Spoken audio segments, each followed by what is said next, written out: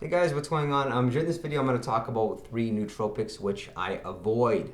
I barely ever take, think never take, and the reasons why. The first would be LSD or microdosing, which is the seems like over the past few years, this is the most talked about nootropic, most hyped up nootropic, and hey, I can't say bad things about it because I've never tried it. I've tried. I think it's psilocybin to like a very small amount. But in terms of these are nootropics, drugs you can say that are illegal and you can purchase them on like the dark web somehow, which I know nothing about.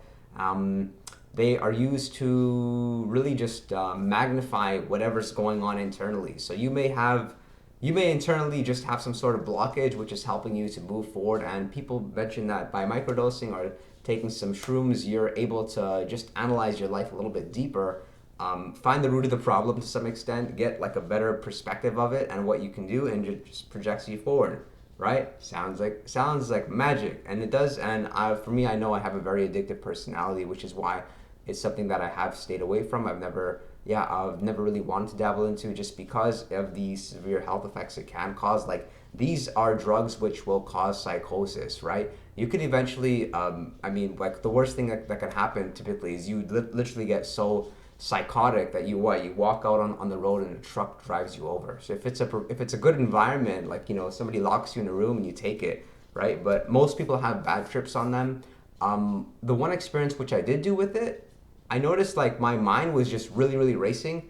I took it on a work day, which maybe wasn't a good idea, but it was just racing. It didn't really feel like a productive day, like in a productive way. I didn't really feel different. It just almost felt like overly focused, but at the same time tired, and didn't really do anything. I laid down, didn't really have like any insights. But then again, I'm somebody like I practice mindfulness a lot. I've gone a year meditating an hour a day and so forth. What maybe this is my ego just saying this is why that stuff would not be helpful for me, but I mean, I'm sure it could, but at this point there's not enough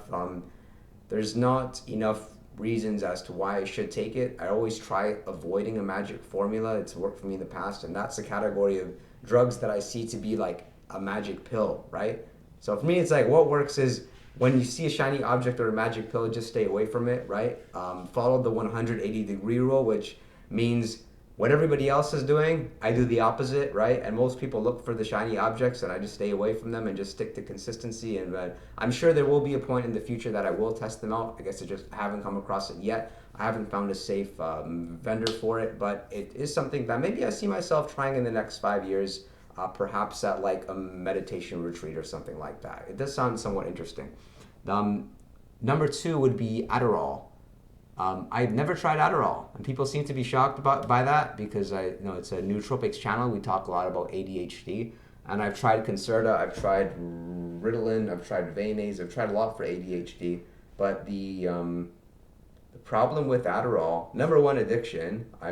As I said, I have a very addictive personality, but I mean, so many things beyond that. This is something which causes severe withdrawals. I have like friends multiple times calling me and saying, "Mike, I'm out of Adderall. What do you have? I feel like crap. I can't get out of bed."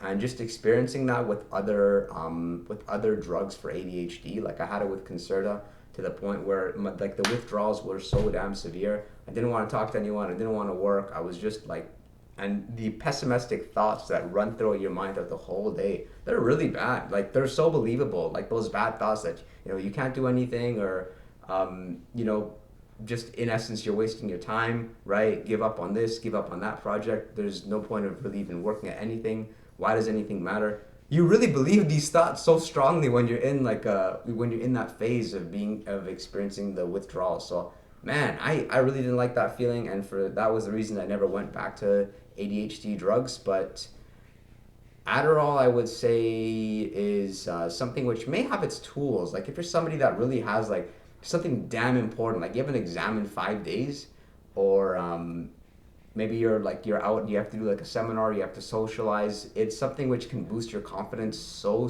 damn strongly.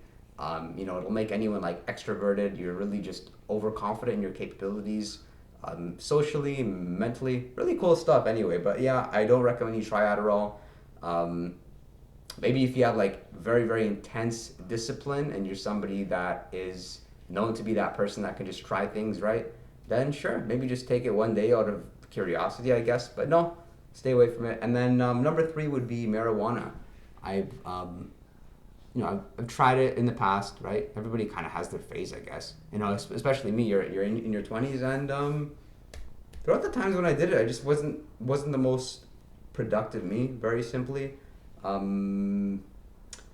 But I don't feel like it has its uses as a nootropic. People talk about how it can enhance your creativity. I'm not in a job which really requires creativity. I sell houses, right? My I would say 60 to 70% of my day is really focused on repetitious boredom. There's not it fosters an environment where I'm dealing with clients, dealing with the same scenario, and really just trying to build that business to make it work more efficiently. So it's more structural, less artistic, you can say, which is why I stay away from marijuana. It as well makes me a bit lazy, makes me hungry, makes me tired, all the things I don't want to do. From nootropics, what I want is I want to maximize my energy levels, particularly. Like the more energy you have, just the better everything is. When you feel like you have energy, you have so much optimism to just get out there and do whatever you want, and like the feeling like I can fail because I've got the energy to move forward. So I really like that.